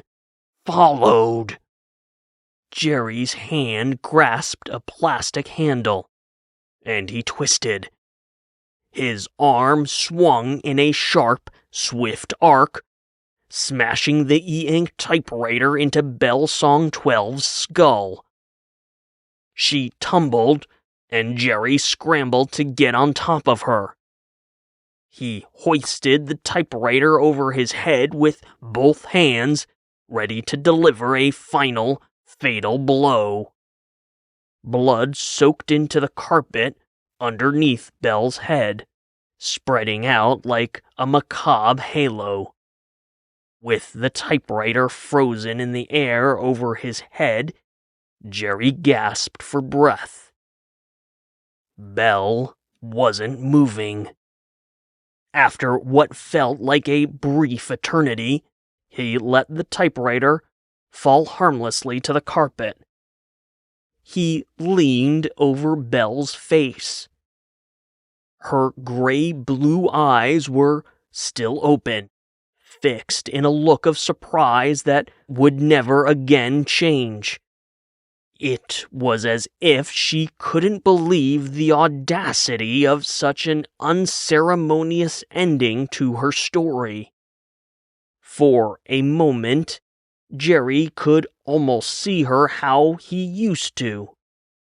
He could admit that there was a beauty to her.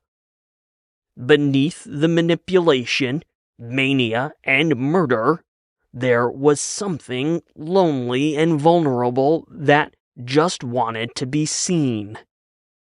That manipulation, though. Jerry understood now that he had been targeted from the beginning. She had been a desperate, lonely person who was seeking, hunting, another desperate, lonely person.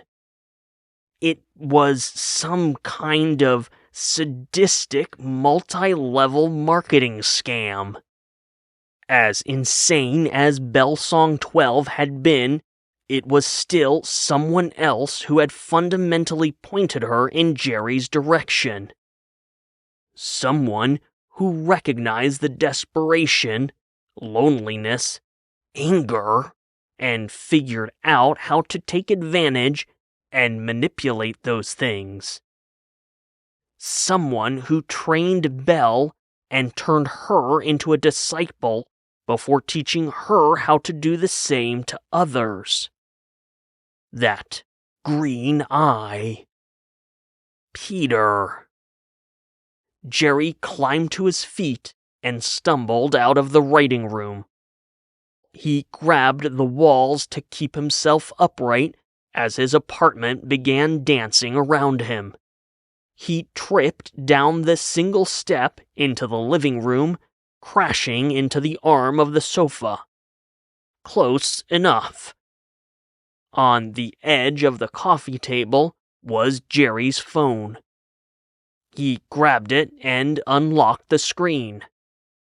A single notification was waiting for him. He tapped a series of buttons and loaded the single contact he had managed to send before Belle had smashed her phone.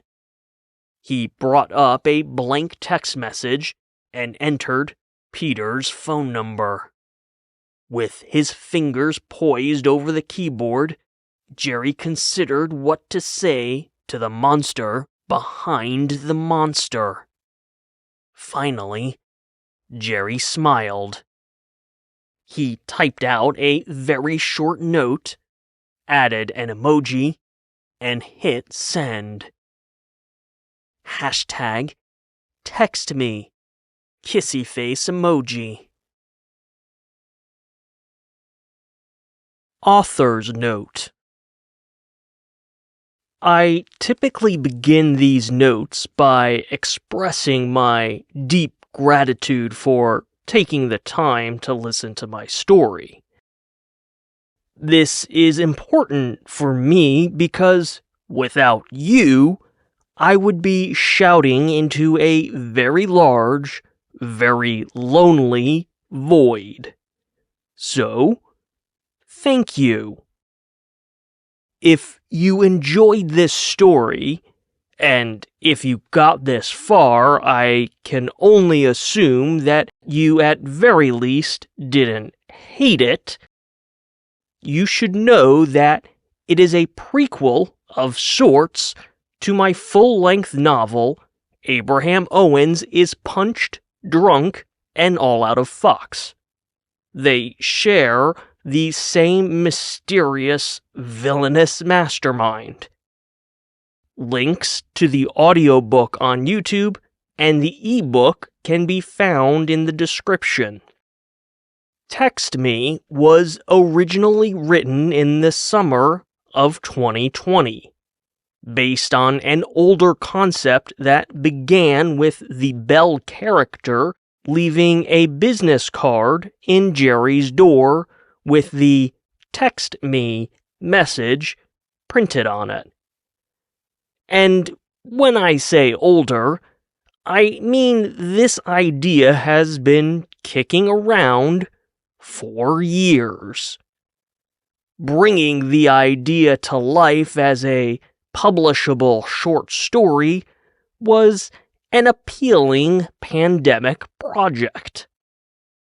And as anyone who has ever written and engaged the #writing community on the platform formerly known as Twitter knows, the thrill of social engagement and the promise of actual readers is intoxicating. Emphasis on the toxic. I originally dedicated this story to the Twitter writing community. And if you aren't familiar, the social media premise in Part 1 is painfully authentic. Although my experience wasn't quite as depressing as Jerry's, it was, as everything involving social media tends to be, toxic and stupid as fuck. One bright spot, fringe as it was a user by the name of Kai Beck. That was his actual author and user name. I'm not doxing anyone here. He was a medical professional in the UK who was building up his Twitter audience for the novel he had yet to begin writing. I don't say that with any mean spirit, simply a statement of fact. He had published short stories on his personal website and had proven to be a master at the game of Twitter. I made him my friend, whether he liked it or not, and he helped make that whole period in the #writing community just a bit more bearable. The point of mentioning Kai Beck, as alluded to earlier, is that he was a medical professional in the UK. I'll never forget his feedback on this story. To paraphrase, yes, medically, the self-castration and all the other body trauma holds up.